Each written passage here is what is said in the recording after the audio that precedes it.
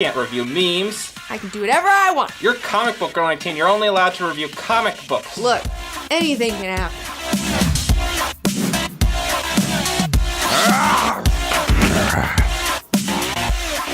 I was not expecting this. Well, things have changed. We're living in a wacky alternate timeline, and now I'm gonna start reviewing memes because I want to. What is meme? Well, Robot, what is meme? A meme is found on the internet, and essentially it is a little joke that is relatable, made from inside references. Okay, it usually combines a picture and text together. It's like a little kind of one-panel comic strip, if you will.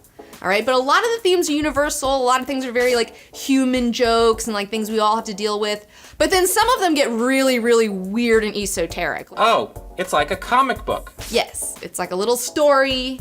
Most oftentimes they reflect feelings, you know, like a relatable feeling that you have as a human being.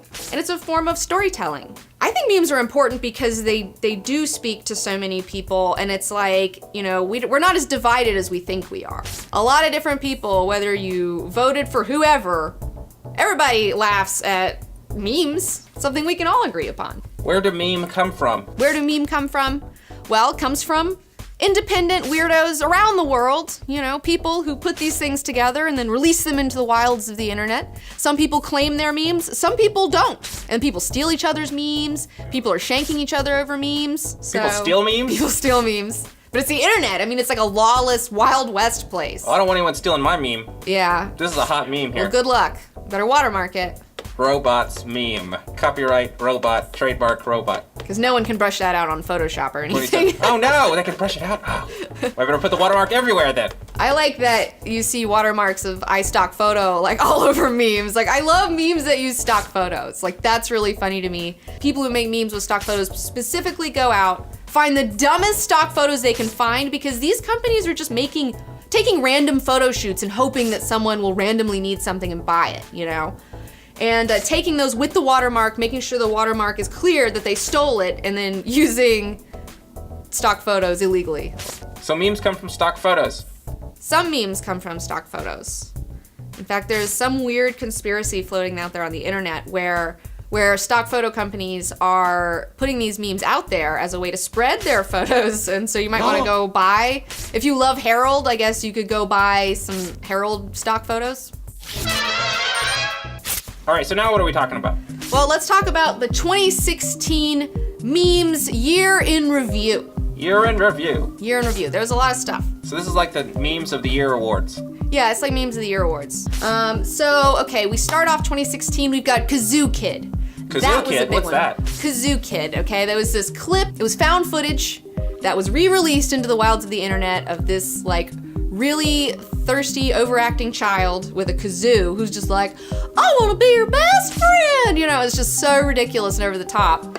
After that, Dat Boi came on the scene. Dat Boi? Yeah, oh shit, what up?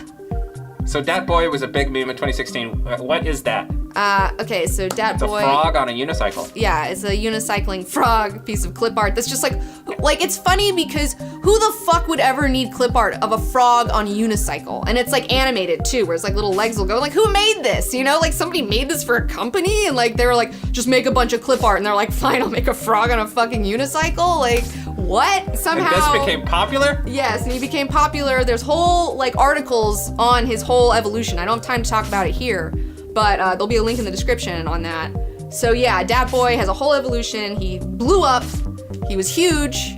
I was a really big fan of Dat Boi. I don't understand. Well, you gotta go, you know, oh, here come Dat Boi, and then it shows the frog on the unicycle, and then it's like, oh shit, what up? And it's absurdist, you know, it's just absurdist. I don't like absurdist memes.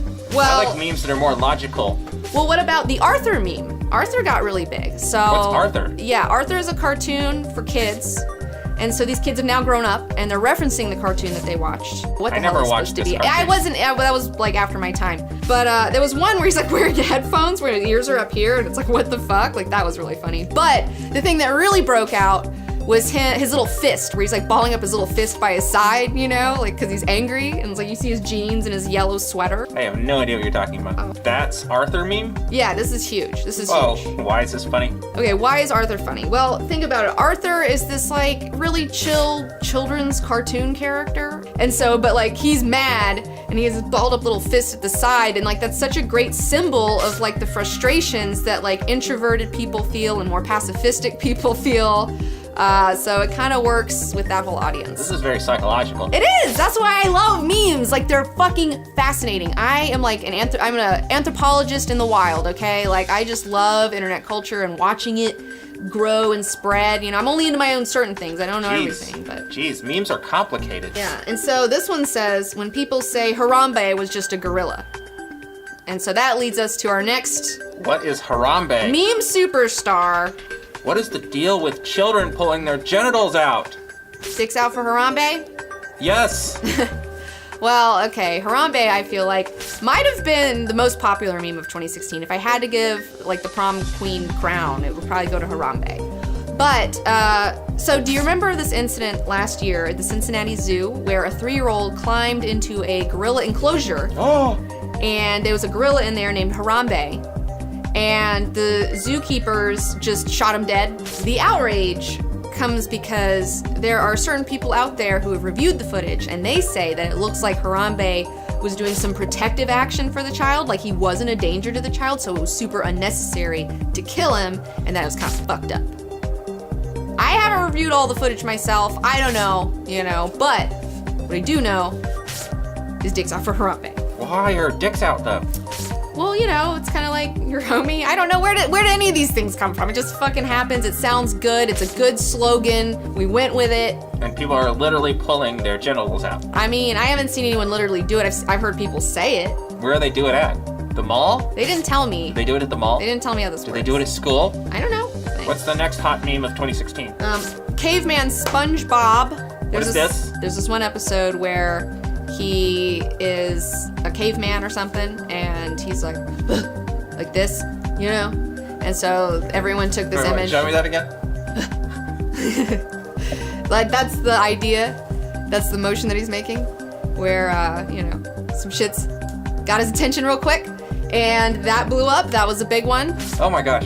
SpongeBob Spare Pants Yeah, SpongeBob Spare Pants. Yeah. was once in an episode where he was a caveman. Yeah. And then he had a reaction, and then that particular episode of all the episodes and all the clips became a meme. Yes. And everyone loves it. Yeah, and that's because everyone can identify with that feeling you get when, like, some shit's caught you off guard and you have to go in pure fight or flight mode, you know, and you're just like, oh shit, you know, like, it's perfect. It's so good. It's human. Everyone can relate to it on the planet. If you're a human being, there's a lot of Dat Boi, Caveman Spongebob crossovers that I thought were pretty funny. Memes are crossing over. Oh, yeah, they cross over all the time. It's like Image Comics. It's like ridiculous.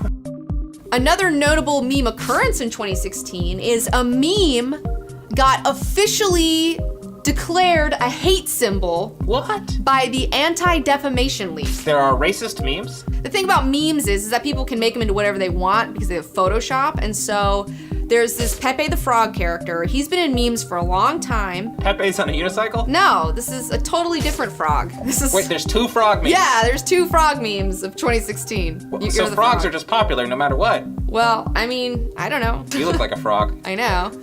I've joined their ranks. So that's why your hair's green this year. Yeah, I did it in support of popular frog memes, yeah. Pepe the Frog originated from an independent comic book called Boys Club from like 2005 by a man named Matt Fury, an artist named Matt Fury. And somehow he ended up becoming a meme. Usually you see him and he's crying, you know, and he looks sad about something, but there's other Pepe ones. But apparently a bunch of people on the internet were turning him into like all these racist memes that were like really racist. And so the Anti-Defamation League stepped in and officially declared Matt Fury's character from his comic book a hate symbol. And that's not fair. I don't think that's fair to Pepe. I think that's really not fair. Well, do you think Pepe is a racist? No! No, you can't blame Pepe. Blame the internet. Don't blame Pepe. The internet's racist. That's who's fucking racist. It's not fucking Pepe. Well, the internet is lots of things, and one of the things it is racist. It is racist. It is ridiculous. The internet is like a real life version of like the collective unconscious of humanity, okay? It's just like we manifested it in a weird digital electric space. Like because it's all based on what? Ones and zeros? I mean, just shit that we're typing into computers. Like the internet is us, it's humanity. That's why I think the internet is really interesting.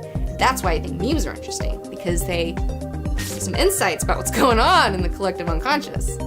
Oh, and there's a third frog. I almost forgot. There's a third frog? There's a third frog. Kermit was huge in 2016, especially the Kermit to Shadow Kermit format. That was just the best. It was amazing. What is the next meme popular of 2016? The last quarter of the year, I mean, I thought Harambe was just gonna keep going, but really, Joe Biden was the breakout star of all the political memes that covered our meme feeds of the last October, November. The thing that's great about memes, and specifically Joe Biden memes, is that sometimes when they capture the heart and minds of the internet, they blow up into more than just inside jokes. They turn into storylines, entire storylines.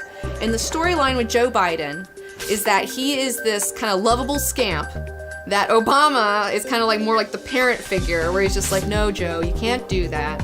And the story is that Biden is pissed about Trump coming in, and so he wants to pull all these pranks and like fuck things up for when Trump gets in office, because that's like his form of protest. And the pictures, like, it really looks like that's going, like their expressions are so perfect, like, oh my gosh, Joe Biden, like, he's won my heart, you know, like, wow. In the last 3 months he was in office, I finally paid attention to Joe Biden. So now you love Joe Biden. I do. It's really good PR for Biden, okay? Like, really good PR. He is charming. I like there's this one picture of him where he has sunglasses on and he's eating an ice cream cone. He has this like cash in his hand. It's the most fucking gangster awesome picture I've ever seen. That one blew up. Oh my God. I love memes turn Biden into a character that I love, you know, and now I'm like totally pro Biden. I don't have any idea what he did or didn't do in the office, but I think he's lovable, you know? Which brings us another lovable scamp that's shown up in our political memes is George W. Bush, man. He's turned into a total fucking internet sweetheart. Like, somehow he's turned everything around, but that is in January memes. We're gonna talk about that next in our video, January memes 2017. CBG 19. Dankness in review. You know, there's a lot of memes I didn't talk about because it would take like 10 hours to talk about all the amazing memes there were. So let me know in the comments below what your favorite meme trends were of last year. And you might do a video on that. You know, maybe, we'll see. And I'd like to announce our new show, Greater Creators, is now airing on Tuesdays on Go 90. This is the show that I had to, unfortunately, abandon YouTube for 3 months. I had to get it done. 14 episodes, 4 hours of content. Oh, wow, that's a lot of content. In like 4 months. It was like, oh, it's a lot. Am I on the show?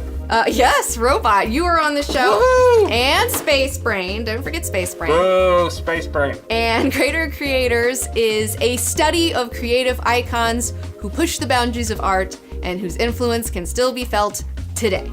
So, is that your tagline? Yeah, it is. And we talk about all sorts of awesome artists, mostly just artists that I really wanted to learn more about, or people I already knew stuff about.